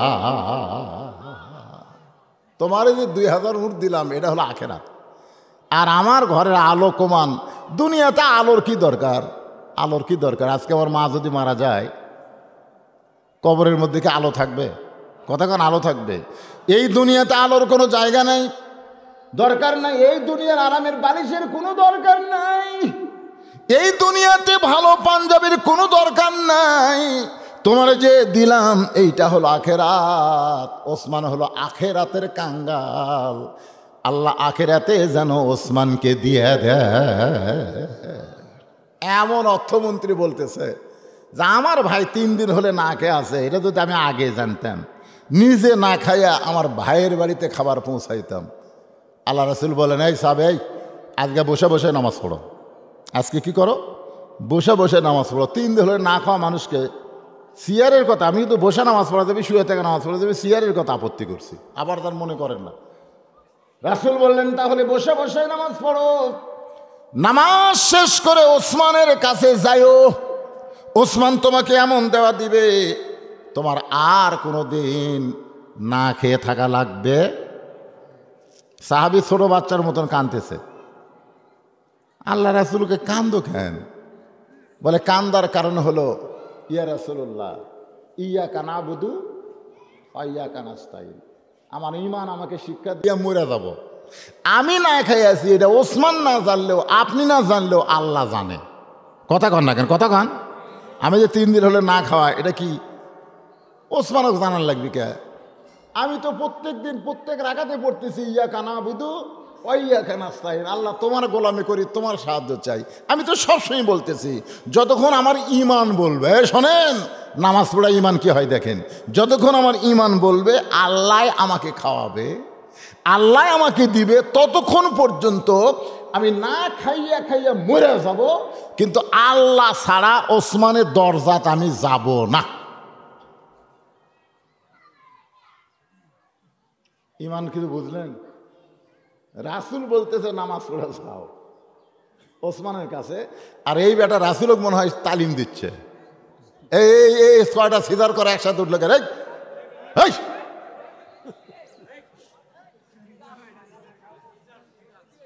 না না না, আসলে এরা তো কিশোর গ্যাং হবে, আস্তে আস্তে একটা গ্যাং হবে, বুঝছেন না? হ্যাঁ, ওরা একলা থাকে, তাই ওর কেউ একটা গ্যাং আছে। কিছুদিন আগে একটা কিশোর আমার চোখের টার্গেট মারছে, ওই কোনা থেকে টার্গেট লাইট করছে, এমনভাবে চোখত লাগিয়েছে, আমি যেদিকে তাকাই সেদিকে মারে। চিন্তা করলাম, আজকে টার্গেট লাইট, একদিন তোদের হাতে রিভলভার থাকবি, তোর এখন ঠিক কিনা? এখন থেকে বক্তা টার্গেট করতেছ। একটু কথাটা গুরুত্ব দিয়ে খেয়াল করবেন যে যতক্ষণ পর্যন্ত আমার ঈমান বলবে আল্লাহ আমাকে খাওয়াবে। ওমা মিন দাব্বাতিন ফিল আরদি ইল্লা আলাল্লাহি রিজকুহা, এটা কার কথা? পৃথিবীতে এমন কোনো বিচরণশীল প্রাণী নাই যার রিজেকের ব্যবস্থা আল্লাহ করেনি। তো আমার ঈমান যতক্ষণ বলবে আল্লাহ আমাকে খাওয়াবে, আমি না খাইয়া খাইয়া মরে যাবো, কিন্তু আল্লাহ ছাড়া ওসমানের দরজাত আমি যাব না। আল্লাহ রাসূল বললেন, আজকে আসরের নামাজ দেরিতে হবে। সুবহানাল্লাহ। বেলাল কিন্তু আকামত দিছে, মনে আছে আপনাদের?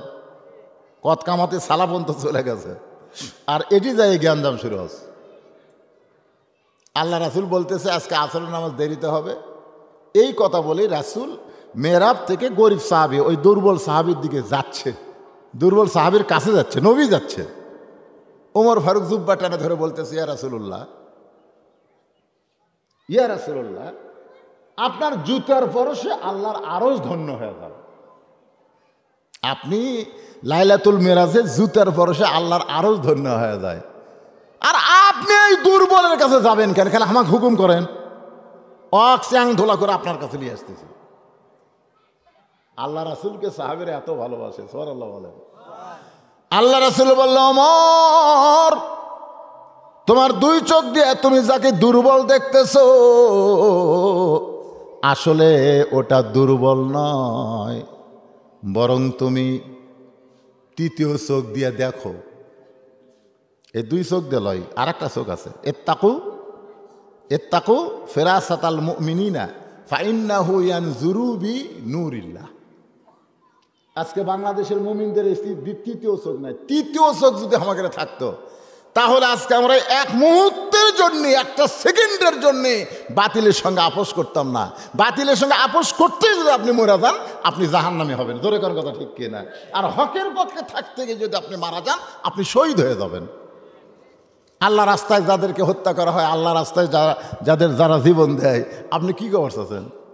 বাতিলের সঙ্গে আপোষ করবেন? উকিল খালি বলতেছে যে আপনি রাষ্ট্রপতির কাছে একটা দরখাস্ত লেখেন, রাষ্ট্রপতি দয়া করে যদি আপনাকে মাফ করে আপনার ফাঁসির দণ্ড কার্যকর হবে না। আল্লাহর বান্দা বলতেছে মুচকি মুচকি হেসে, উকিল তুমি আমাকে হাসাইলা। উকিল কখন হাসির কি আছে? বলে তুমি যে রাষ্ট্রপতির কাছে আমাকে দরখাস্ত লিখতে বলতেছো, এরকম 3টা রাষ্ট্রপতিকে আমি ক্ষমতার থাকা অবস্থায় মরা দেখছি। কয়জনক দেখছি? বঙ্গবন্ধু শেখ মুজিবুর রহমান, জিয়াউর রহমান, জিল্লুর রহমান। যারা ক্ষমতার থাকতে নিজেই মরে যায় তাদের কাছে জীবন ভিক্ষা কোনো মুসলমান ইমান থাকা অবস্থায় চাবে না। জোরে কোন কথা ঠিক কথা কর না কেন? আচ্ছা জীবন ভিক্ষা চালো কিন্তু রাষ্ট্রপতি সেটা গ্রহণ করলো না, তাহলে ওই লোকটা ফাঁসি দেওয়ার পরে করে দেবে। আল্লাহ কই কিরে কার কাছ আগে জীবন ভিক্ষা চাইছো? তুই মরার আগে মুশরিক হয়ে মরছ রে। তোর জীবন দেওয়ার মালিককে, নেওয়ার মালিককে আল্লাযী খালাকাল মাউতা ওয়াল হায়াতা লিয়াবলুয়াকুম আইয়ুকুম আহসানু আমালা।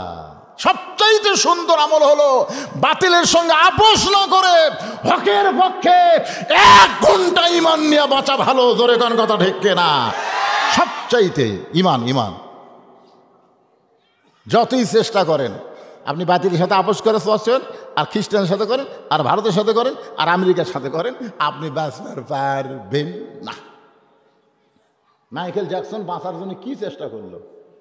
10টা ডাক্তার ছিল, বিশেষজ্ঞ ডাক্তার, রগের ডাক্তার, রক্তের ডাক্তার, মাথার ডাক্তার, কিডনি ডাক্তার, হার্টের ডাক্তার, এরকম 10টা ডাক্তার। 150 বছর বাঁচবে। মনে বড় আশা, টাকা আছে তো। সব ডাক্তার বাড়াবাড়ি দেয় না, বাইরের খাবারও দেয় না, সব ভিতরেই খিলে 49 বছরই মরে গেল। তার মানে বোঝা গেল বাঁচার যতই চেষ্টা করেন আপনি বাঁচবেন না, তবে একটু চেষ্টা করলে আপনার ঈমানকে আপনি বাঁচাবার পারবেন। জোরে কোন কথা ঠিক কিনা? এখন আপনারা বলেন দরকার হলে জীবন দিব, ঈমান বাঁচাবো। কারা কারা এই কথাই রাজি? 2 হাত তুলে আমার আল্লাহকে একটু দেখান। লিল্লাহে তাকবীর। হাত নামান। ওয়ালা তাকুলু লিমান ইউকতালু ফি সাবিলিল্লাহি আমওয়াতুন বাল আহইয়াউ ওয়ালাকিন লা তাশউরুন। আল্লাহু আকবার। আল্লাহ রাসূল বলল, ওমর মনে আছে না? ভুলে গেছে? ওমর খালি 2 চোখ দিয়ে দেখো না, 2 চোখ দিয়ে তুমি দেখতেছো দুর্বল সাহাবী। ইয়ানজুরু বিনূরিল্লাহ, নূরের দৃষ্টিতে নজর করে দেখো তো। এই ওয়াজ শোনা শেষ, ওয়াজ শোনাই শেষ, চোখ বন্ধ করছে। আমার দিকে খেয়াল করেন, চোখ দুটো বন্ধ করেন না। এই ছেলেরা, এই মাস্তানি তো ভালোই মারতেছে, 2টা চোখ বন্ধ করে তো দেখা যায়? যায় না। আসলে তোমাকে 3 নম্বর চোখ নাই। আমরা ছোটবেলায় পড়ছি 1 চন্দ্র, 2 পক্ষ, 3 নিত্র। নিত্র মানে চোখ। 1 চন্দ্র, চন্দ্র একটা, 2 পক্ষ, আলো পক্ষ আর কৃষ্ণ পক্ষ, আর 3টা হলো চোখ। আমাদের চোখ হলো 2টে। আমাদের চোখ কয়টা? 2টে। আর একটা চোখ আছে, খোলা লাগবে। অন্তর চোখ কি দিয়ে খুলবে? লিকুল্লি শাইইন সেকালাতুন আর সেকালাতুল কুলুবি যিকরুল্লাহ। এই জিকির মানে আল্লাহ আল্লাহ আল্লাহ, এই জিকির না। ইন্না নাহনু নাযালনা যিকরা ওয়া ইন্না লাহু লাহাফিজুন। এই যে কোরআনের তাফসীর শুনতে আইছেন, কোরআনের ওয়াজ শুনতে আইছেন, ভাইজান, অন্তরের চক্ষু খুলে একবার নজর করে দেখেন, আপনার ব্যাংকে যেগুলো টাকা আপনি রাখছেন। এই শোনেন,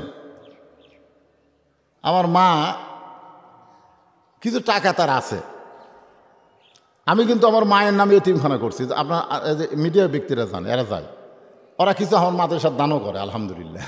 তো মায়ের নামে করছি এতিমখানা, আর বাবার নামে করছি আপনার ওই হাফেজি মাদ্রাসা, আর মহিলা খাতুনে জান্নাত একটা মহিলা মাদ্রাসা করছি। সব আল্লাহ রহমত চলতেছে আলহামদুলিল্লাহ, আপনাকে দোয়ায়। তার মা বলে, বাবা আমি মরে গেলে এই টাকাগুলো মাদ্রাসা দিও। তাই মাকে বললাম, মা তুমি একটা অন্তর চোখ দিয়ে একবার দেখো তো, তুমি মরে গেলে এই টাকা মাদ্রাসাতে আমি 100 না আমরা 4 ভাই। তো কয়বারে তাই তো রে, তুমি মনে করতেছ তুমি মরে যাওয়ার সাথে সাথে এই টাকা মাদ্রাসা যাবে না 4 ভাই নিবে? কথা কন না কেন? অন্তরে চক্ষু দিয়ে তাকায় দেখেন ব্যাংকের টাকা। আর এখন যদি আপনাদের কাছে একটা রুমাল গামছা দেওয়া হয়, সেই গামছার মধ্যে যে টাকা, গামছার মধ্যে যেই টাকা দিবেন এই টাকাটা যাবে জান্নাতের ব্যাংকে। আর দুনিয়াতে কামাই করে যেটা রাখছেন সেটা হলো ইসলামী ব্যাংকে বা জনতা ব্যাংকে, যে ব্যাংকে রাখেন। আপনি মরে যাওয়ার সঙ্গে সঙ্গে ওই ব্যাংকের টাকা নিয়ে লুটপাট হয়ে যাবে। আর যেইটা দুনিয়াতে আপনি দান করবেন, আল্লাহ রাস্তায় দিয়ে যাবেন, অন্তর চক্ষু দিয়ে দেখেন ওই টাকাটা আপনার জন্য জান্নাতের একটা ওসিলা হয়ে যাবে। অসুস্থ মন নিয়ে, শরীর আমার সুস্থ আছে, অসুস্থ মন নিয়ে মা আমার এই অবস্থা। আমার সাহেব একবার উঠাইছে টেজের ওপরে, বুঝবার পারছি তার অবস্থা ভালো না। আমি তাও নিয়ত করছিলাম যে শুধু সালাম দিয়ে যাব। আলহামদুলিল্লাহ কিছু কথা বললাম। এই মাদ্রাসার মাহফিলের জন্যে আপনাদের কাছে চাদর যাবে, রুমাল যাবে। বিশ্বাস করে ইমানের দৃষ্টিতে চক্ষু বন্ধ করে জান্নাত পাওয়ার আশায় যিনি যা পারবেন আল্লাহর রাস্তায় দান করবেন, যা পারবেন, কোনো জোর নাই। 10, 20, 50, 100 যে যা পারবেন আল্লাহর রাস্তায় ব্যাগের মধ্যে দেবেন। হয়তো ব্যাগ নিয়ে নামছে, আল্লাহর রাস্তায় দেবেন। এই চারিদিক থেকে না, মাদ্রাসার ছাত্র আর নাই, পিছন দিক থেকে 10 জন নামো, মা বোনদের কাছে বিশ্বস্ত লোক পাঠাবেন। আবার কেউ হিরোইন খোঁজান যায়, টেকালি আর একদিকে না যায়। হ্যাঁ দাও, সবাই দেন, সবাই দেন, ইমানের দৃষ্টিতে দেন।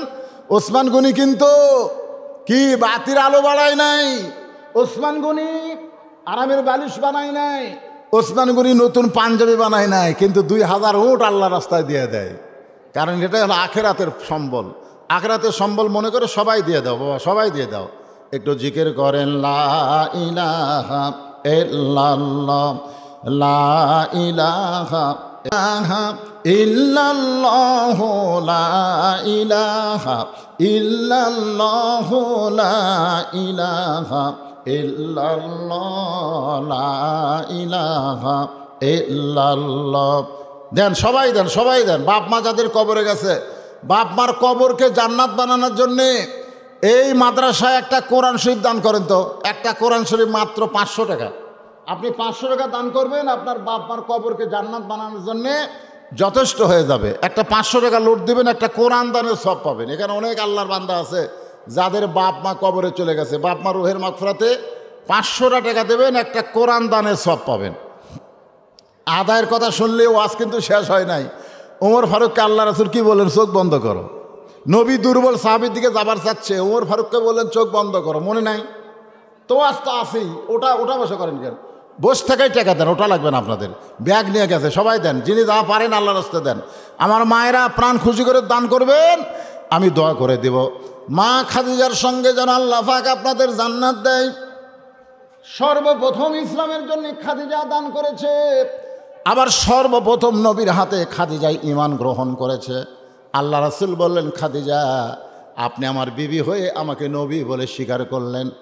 আল্লাহ রাসূলের কথায় খাদিজা বলে, রাসূলুল্লাহ আপনাকে অনেক আগে আমি নবী বলে বিশ্বাস করেছি, কিন্তু আজকে নবুয়তের স্বীকারোক্তি দিলাম, কারণ আপনার ভিতরেও যা বাহিরেও তাই। আল্লাহ তাআলা কোরআনে আয়াত নাজিল করলেন, লাকাদ কানা লাকুম ফি রাসূলিল্লাহি উসওয়াতুন হাসানা। মাশাআল্লাহ।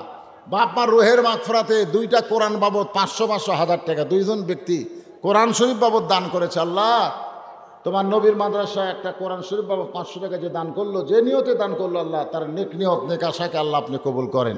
বাপ মা যদি কবরে যায়, বাপ মার কবরকে জান্নাতের টুকরা বানায় দেয়। এই কতগুলো লোক আসে যায়, এ তো শুনবার আসলো, আবার টাকা চাইলে উঠে চলে গেল, মনে করতেছে এইভাবেই এদের জীবন যাবে, এইভাবেই যাওয়া আসার মধ্যে দিয়ে জীবন আসলেই তাই।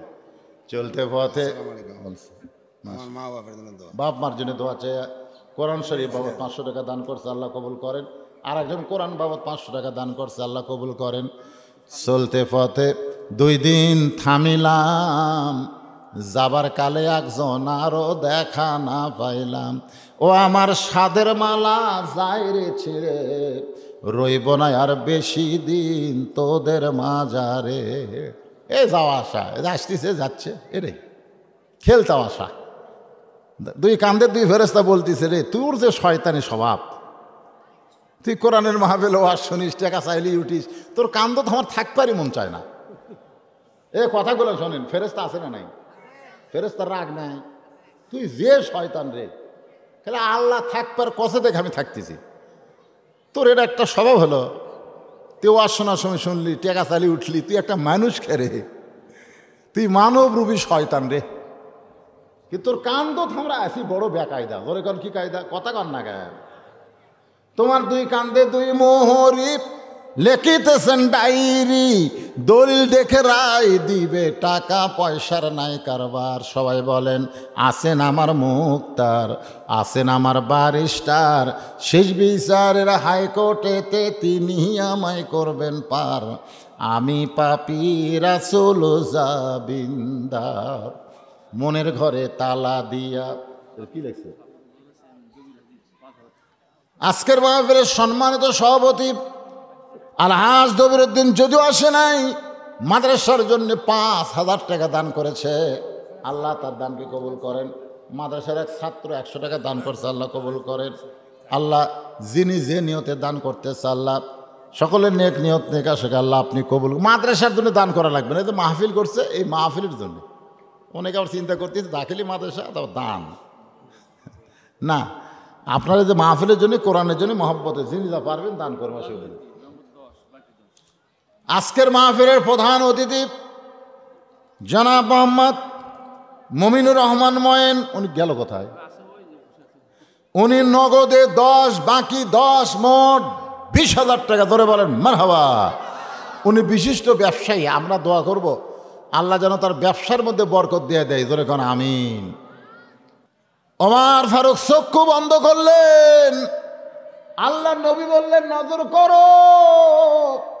ওমর ফারুক দুর্বল সাহাবীর দিকে নজর করলেন, ইয়ানজুরু বিনুরিল্লাহ, চোখ বন্ধ করে নজর করতে গেলে সূর্যের আলো লাগে না, চন্দ্রের আলো লাগে না, বাতির আলো লাগে না। আল্লাহ নূরের সাহায্যে সে শুধু দুনিয়া না, আল্লাহর আরশ পর্যন্ত দেখার ক্ষমতা রাখে। যালিকা ফাদলুল্লাহি ইউতিহি মান ইয়াশা, আল্লাহু যুল ফাদলিল আযীম। আল্লাহ কাউকে কাউকে এরকম বিশেষ ক্ষমতা দেয়, যেরকম এটা সুলাইমান আলাইহিস সালামের ঘটনার মধ্যে আছে। আসাব ইবনে বারখিয়া, একটা জিন বলল না যে বিলকিস রানী এখানে আসার আগেই এই সিংহাসনটা আমার কাছে কে আনতে পারবা? তো একটা জিন বলল আমি পারবো। তো সুলাইমান নবী বললেন কত সময় লাগবে? বলে আপনি সিংহাসন থেকে উঠবেন আর বসবেন, কয়েক হাজার মাইল দূরের সিংহাসন সুলাইমান নবীর কাছে আনবে, খালি উঠবেন আর বসবেন। তখন মানুষেরা বললো হায়রে, আল্লাহ জিনকে কত শক্তি দিছে। তখন আসাব ইবনে বারকি একজন মানুষ বলল ওটা বসাতে অনেক টাইম, খালি নবী চোখ খুলবে আর বন্ধ করবে আর খুলবে, এর পূর্বে সিংহাসন চলে আসবে। চোখ বন্ধ খুলতে বিলকিস রানী সিংহাসন কেন? কিভাবে আল্লাহ বলেছে যালিকা ফাদলুল্লাহি ইউতিহি মান ইয়াশা, আল্লাহু যুল ফাদলিল আযীম। কতগুলো বিশেষ ব্যক্তিকে আল্লাহ বিশেষ ক্ষমতা দান করে, সুবহানাল্লাহ বলেন। শাহানা কোরআনের জন্য 500 টাকা দান করছে, এটা বাকি না লগত রে? এটা কি দিল লগত? বাকি পাওয়া যাবে বাকি। সুমাইয়া 500 টাকা দান করছে কোরআনের জন্য, আল্লাহ বাকিতে দান কবুল করেন, আল্লাহুম্মা আমিন।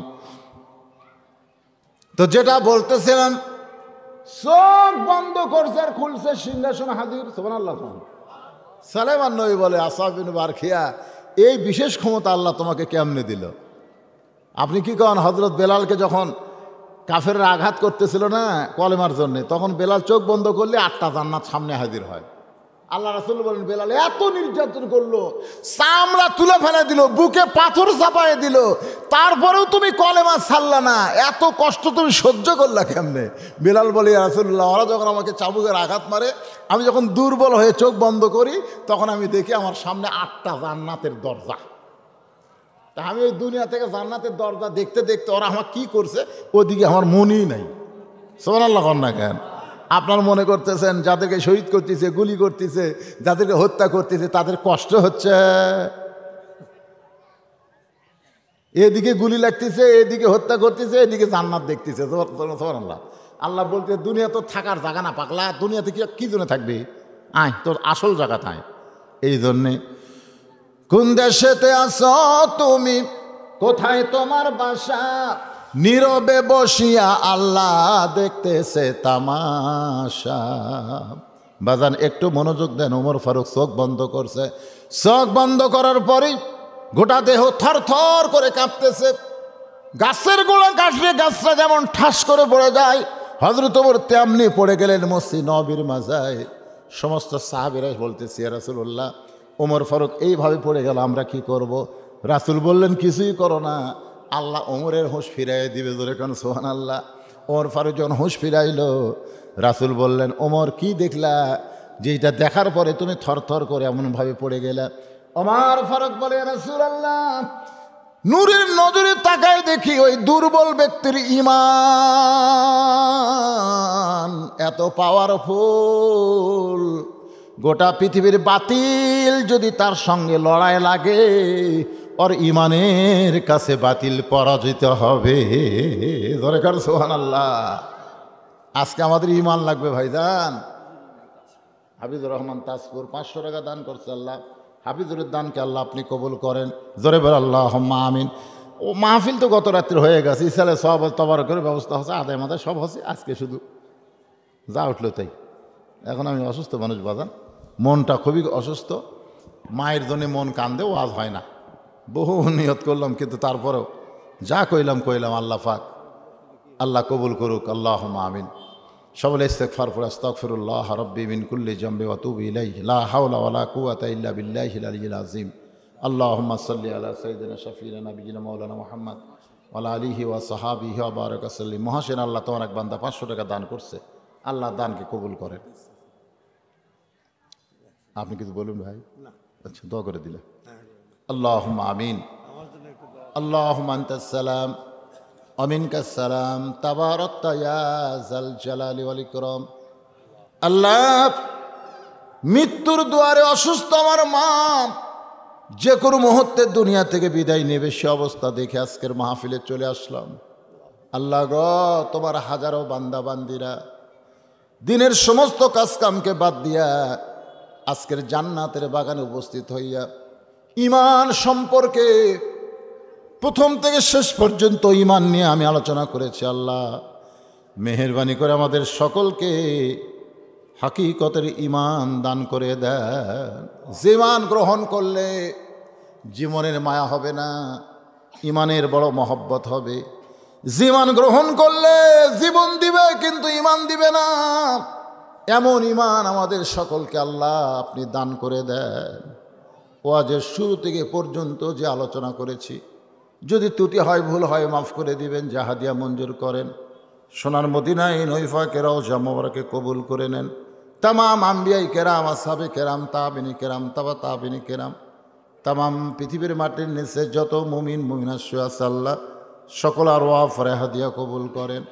মাবুদ, আমি গুনাহগার, কি দোয়া করব আল্লাহ? আমরা যারা এখানে হাত তুলেছি, জনম দুঃখিনী মা যাদের কবরে চলে গেছে, মায়ের কবর জান্নাতের টুকরা বানিয়ে দেন। আমি সহ আমরা যারা বাবা হার এতিম হয়ে গেছে, আল্লাহ বাবার কবরকে জান্নাতের টুকরা বানিয়ে দেন। আল্লাহ, আমার মা এমন অসুস্থ, হায়াত যদি থাকে আপনি দিবেন, না থাকলে মাবুদ গ ঈমানের সাথে তাকে আপনি কবুল করে নিবে। আল্লাহ, গতকালের মাহফিলের সম্মানিত সভাপতি সাবেক চেয়ারম্যান মাসুদ ভাই অসুস্থ, দোয়া চেয়েছে, অনেকেই দোয়া চেয়েছে আমার কাছে। আল্লাহ আল্লাহ যারা অসুস্থ সুস্থতার নিয়ামত দান করেন। ইয়া হাফুনিয়া মাদ্রাসাকে কিয়ামত পর্যন্ত কবুল করে নেন। এই মাদ্রাসার তালেবে ইলমদেরকে হক্কানে আলেম কবুল করেন। একটা ছাত্র কোরআন তেলাওয়াত করলো, এরকম হাজারো ছাত্র দিয়ে মাদ্রাসা পরিপূর্ণ করে দেন। অত্র এলাকার সমস্ত মানুষকে মাদ্রাসার হিতাকাঙ্ক্ষী বানায় দেন আল্লাহ। পর্দার অন্তরালে আমার মা বোনেরা আবেদা সালেহা পর্দানিশী কবুল করে মা ফাতেমার চরিত্র দান করেন। আয় আল্লাহ তাআলা, গোটা বিশ্বের মুসলমানের ভিতরে ফিলিস্তিনের মুসলমানকে আল্লাহ খাস রহমত করেন। ইসরায়েলি ইহুদিদেরকে আপনি শেষ করে দেন, ধ্বংস করে দেন আল্লাহ। আপনি তো ধ্বংস কথা বলেছেন, তাব্বাত ইয়াদা আবি লাহাবি ওয়া তাব। আবুল আহাবের ধ্বংস আপনি চাইছেন, আমরা ইহুদির ধ্বংস চাই, আপনি ধ্বংস করে দেন। পৃথিবীর মানচিত্র থেকে আল্লাহ ইহুদিদেরকে আপনি ধ্বংস করে দেন আল্লাহ। এরা বড় শয়তান, প্রত্যেকটা নবীর সঙ্গে এরা শয়তানি করেছে আল্লাহ। আজকে মুসলমানের কলিজার টুকরা বাইতুল মুকাদ্দাসকে নিয়ে এরা ষড়যন্ত্র করতেছে আল্লাহ। আল্লাহ কাশ্মীরের মুসলমান আমার বাংলাদেশের উপর আপনি খাস রহমত করেন আল্লাহ। আল্লাহ আমাদের দেশের প্রতি আপনি রহমত করেন আল্লাহ। যে কোরআন শুনলে মজা লাগে সেই কোরআনের সমাজ আমাদের জীবনে একটা বার হলো আমাদেরকে দেখার তৌফিক আল্লাহ আপনি আর দান করে দিন আল্লাহ। মাজলুমদের প্রতি আপনি সহায় হন, জালেমদেরকে আপনি আল্লাহ জালেমের জুলুম থেকে মাজলুমদের হেফাজত করেন আল্লাহ। সুবহান রাব্বিকা রব্বিল ইজ্জাতি আম্মা ইয়াসিফুন ওয়া সালামুন আলাল মুরসালিন আলহামদুলিল্লাহি রাব্বিল আলামিন। ওয়া জাল আখিরাতি কালিমাতুন ইনদাল মাউত লা ইলাহা ইল্লাল্লাহু মুহাম্মাদুর রাসূলুল্লাহ সাল্লাল্লাহু আলাইহি